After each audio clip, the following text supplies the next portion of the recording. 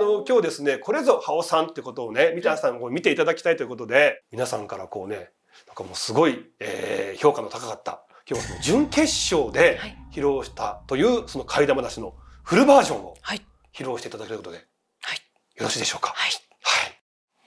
ですね、このお話は私の高校時代からの友達の S ちゃんっていう子が体験したお話なんですけれども、その S ちゃん仕事で臨床工学技師というお仕事をしていて、どういうお仕事かっていうと、医療ドラマとかでオペ室でお医者さんと看護師さんがこうやって処置をしている後ろで機械の操作をしている方っていらっしゃると思うんですけれども、そのお仕事なんですよ。で、私もS ちゃんが臨床工学技師になるまで、そういうお仕事があるっていうこともちょっとちゃんと分かってはなくて、いやそういう仕事があるんだなと思ったぐらいだったんですけれども、でもね、もうお医者さんと看護師さんと一緒にチームになって、患者さんを助けるっていう、すごく重要なお仕事なんですけれども、処置をするベッドからちょっと距離があるところにいるので、例えば患者さんの状態がちょっとあまりにも状態がひどそうだとか、そういう時ははっきり患者さんを見る必要はないお仕事なので、ちょっと意識をしながらちらっと見るぐらいで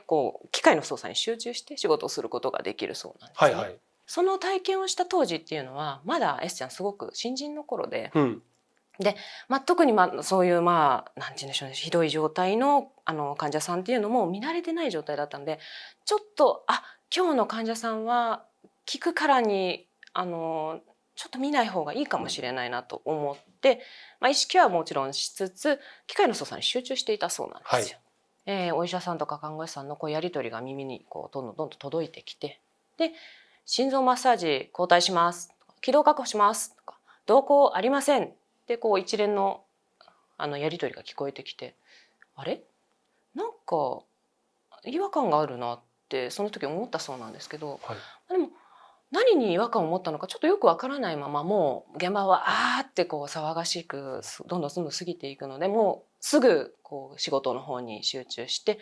で一生懸命処置したんですけど、結局処置の甲斐なく患者さんお亡くなりになってしまったそうなんですよ。その患者さんを霊安室へ送り出して、S ちゃんは処療室っていうんですけど、一番最初に運ばれてきた患者さんを処置するお部屋に一人残って、で機械のちょっと整備をしていたそうなんですね。機械の整備をしていると後ろから「すいません、今何時ですか?」って声をかけられたそうなんですよ。で、S ちゃん的にはもう同僚だろうなって思って「20時ですけど」って振り返ったんですよ。そしたらそこに立ってたのが私服姿の男性だったんですね。患者さんが入ってきちゃってるって思ってふって顔を見たら、その人の顔を見てちょっと血の気が引いたんですよ。その人の目、真っ黒に穴が開いたみたいになってたんですね。って思って、いやなんか患者さんなのか、それとも怪異なのか、どっちなんだろうって戸惑ってるうちに、その男性の方は今夜なんですね。よかった。なんか気づいたら何も見えなくてありがとうございましたって言ってふらふらふらっと部屋の外に出て行ってしまうんですよ。で待ってくださいって追いかけるんですけど、もう廊下に出たら誰もいなくて消えてしまっているんですね。今の何だったんだろうと思って、でもひょっとすると患者さんかもしれないし、何かあったらいけないので一応看護師さんに報告をしたそうなんですね。これこういうことがあったんですって言ったら「それね、多分さっきの患者さんだよ」って言われたんですよ。でどういうことですかって聞いたら、その患者さん事故の衝撃で脳を守ってる頭蓋骨の骨が粉々に砕けてしまって、で目の眼球を支える骨も砕けたことによって眼球が脳の方に落ち込んで陥没していたそうなんですね。バイタルチェックって言って、一連のそれこそ心臓マッサージだったりとか、気道確保したりとか、そういうチェックをしていく中で動向確認というターンがあるんですけど、例えばドラマとかでもよく見ると思うんですけど、まぶたを開いてこうやって光をチラチラチラ、そうなんです。それで瞳孔の収縮度を見るっていうチェックなんですよ。でそれをしようと思ってお医者さんがこうまぶたをパッと開いた時、そこには眼球がなくて、ただこう真っ黒い空洞が広がってたそうなんですね。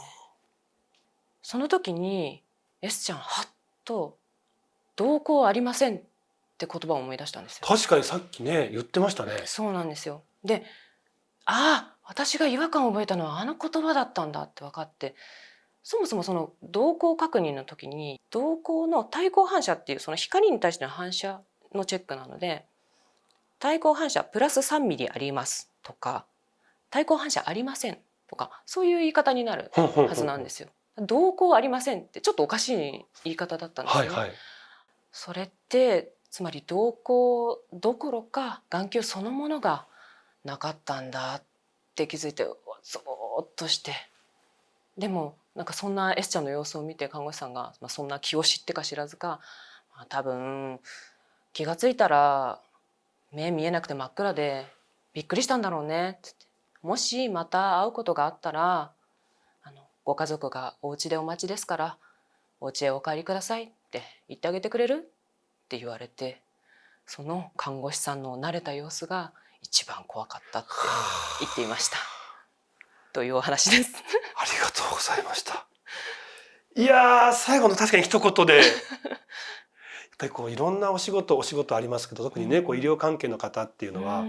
まあもうそういうことっていうのがもしかすると頻繁にあって、でそのことをいちいち気にしていたらもう仕事がやっていけないから暗黙の了解みたいな感じ、もちろん表には出さないけれども、こうね長年やってる人からするとっていうはいはいっていう話っていっぱいあるのかもしれないですね。そうなんですよね。そんな返しをされるんだと思ってちょっとびっくりしたんですけど。はあ。いやよく怪談なんか聞いてますと、はい、まさにこうね白目がなくってこの辺りがもうまさにもう真っ暗闇っていう、まあ幽霊のような存在が出てくるって話ってあるじゃないですか。だからそういうことなのかなと思ってたら違うんですね。本当にないっていうことだったんですね。ってなるとやっぱりこう大変な事故だったわけじゃないですか。そこでもう意識がなくなってしまって、その後手術で命をなくしてしまったんだけれども、やっぱりそのご自身からすると自分がまだ亡くなったことも多分気づいてないんですよね。でただパッとこうなった時にあれ何にも見えない真っ暗だぞっていうことだったわけですね。そうだったみたいですね。そうか、そういう時にはもうご家族の元へ帰ってくださいねっていうふうにね言うしかないんでしょうね。もう全然その振る舞いとかが「あ、どうもありがとうございます」とか言いながらこうフラフラフラって言っちゃうようなぐらいなので、多分なんかこう普通に生きてる感覚って多分。ってなるとよりねもうあなたはっていうことはもうなんか告げづらいですよね。なんかもうそれをね聞いた時にきっとねショックを受けてっていう、うわーすごいお話ですね。ありがとうございます。ありがとうございます。